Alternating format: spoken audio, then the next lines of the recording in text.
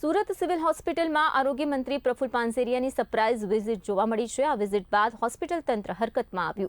PM રૂમમાં cold storage બંધ હોવાની ક્ષતિ સામે આવતા તાત્કાલિક અદ્યતન ટેકનોલોજીથી સજ્જ નવી બોડી ફિલ્ટર મશીન સ્થાપિત કરવામાં આવ્યું, જેમાં 2 મૃતદેહોને 5 થી 6 મહિના સુધી સુરક્ષિત રાખી શકાય છે।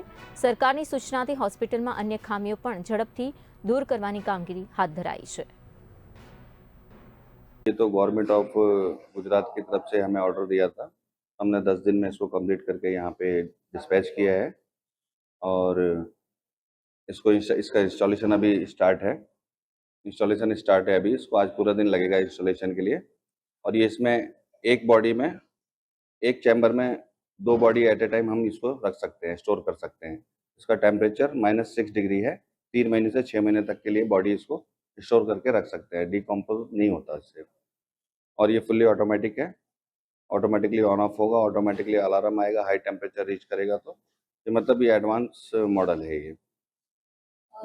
ये जो बॉडी इसमें रखी जाएगी तो कितने दिन तक ये सही तरह से रहेगा?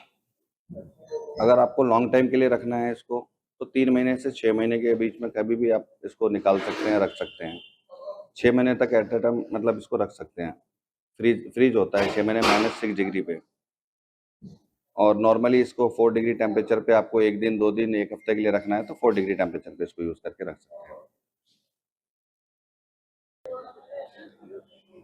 आरोग्य मंत्री प्रफुल पानसरिया द्वारा सूरत नवी सिविल હોસ્પિટલની સરપ્રાઇઝ વિઝિટ કરવામાં આવી હતી। તે દરમિયાન સિવિલ હોસ્પિટલમાં કેટલીક જે ક્ષતિઓ છે તે સામે આવી હતી, પરંતુ જે પ્રકારે સિવિલ હોસ્પિટલનું તંત્ર આ વિઝિટ બાદ સફાળે જાગ્યું હોય તેવી રીતે સિવિલ હોસ્પિટલમાં જે ક્ષતિઓ છે તેને એક બાદ એક દૂર કરવાની જે છે તે પ્રક્રિયા હાથ ધરવામાં આવી છે। ત્યારે સુરત નવી સિવિલ હોસ્પિટલનું જે પીએમ રૂમ છે એમાં કોલ્ડ સ્ટોરેજ ઘણા સમયથી જે છે તે બંધ હતું, જેને ફરીથી શરૂ કરવામાં આવી રહ્યું છે। તે કઈ રીતે કામ કરી રહ્યું છે તે બાબતે આપણે વાત કરીએ। जी माननीय मंत्री श्री श्री प्रफुलभाई पानसरिया साहेबनो शनिवारे सिविल होस्पिटलना सरप्राइज विजिट में आव्या हता।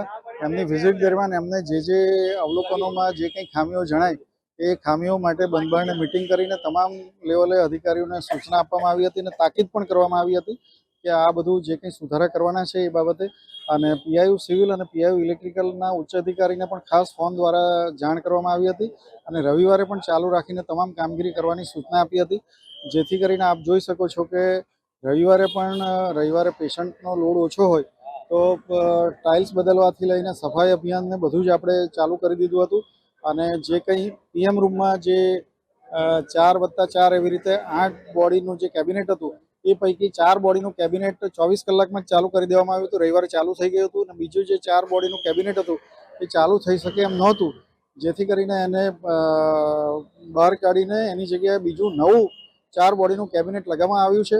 એ ખૂબ જ ઉચ્ચ ક્વોલિટીનું છે અને -6 ડિગ્રી સુધી એનું ટેમ્પરેચર રહે છે અને એમાં લગભગ 3 મહિના સુધી ડેડ બોડી રહી શકે એ પ્રકારનું ખૂબ અતિ આધુનિક કેબિનેટ આપ્યું છે। એના માટે હું માનનીય મંત્રીશ્રીનો ખૂબ દિલથી આભાર માનું છું કે આટલું સારું કેબિનેટ આપણને મળ્યું છે। जी जे प्रकारे सिविल હોસ્પિટલમાં બીજી પણ એવી ઘણી જે સુવિધાઓ છે જેને લઈને ક્યાંક ને ક્યાંક લોકો હેરાન થતા હોય છે। જે હાલ જે પ્રકારે ગરમી છે તો ગરમીમાં પાણીના કુલરની પણ સમસ્યા છે, એને લઈને કેવું એ આવનારા દિવસોમાં 1 બાય 1 બધી જ વ્યવસ્થાઓ કરવામાં આવશે। મેન પાવરનો પ્રશ્ન છે એ પણ માનનીય મંત્રીશ્રીના ધ્યાનમાં છે। એ આવનારા બજેટમાં એ પણ ફૂલફિલ કરવાનું એમણે વચન આપ્યું છે અને આપ જોશો કે આગામી દિવસોમાં સિવિલ હોસ્પિટલમાં ખૂબ સુધારો થશે। जी जे प्रकारे આપણે જે સુરત નવી સિવિલ હોસ્પિટલના આરએમઓ સાથે વાત કરી તેઓએ જણાવ્યું છે કે સુરત સિવિલ હોસ્પિટલનું જે પીએમ રૂમ છે જેમાં નવું કોલ્ડ સ્ટોરેજ લગાવવામાં આવેલું છે, જે 90 દિવસ સુધી જે મૃતદેહો છે જેને ડીકમ્પોઝ થતા અટકાવી શકે છે। તો સાથે સિવિલ હોસ્પિટલમાં અન્ય જે બીજી અસુવિધાઓ દર્દીઓને વર્તાઈ રહી છે તે બાબતે પણ સિવિલ હોસ્પિટલ તંત્ર દ્વારા વધુ તેઓને સુવિધા મળે તે બાબતેની તમામ તકેદારીઓ રાખીને જે છે તે કામગીરી કરવામાં આવશે। કેમેરા પર્સન સાથે રશ્મિ રાણા, બી ઇન્ડિયા।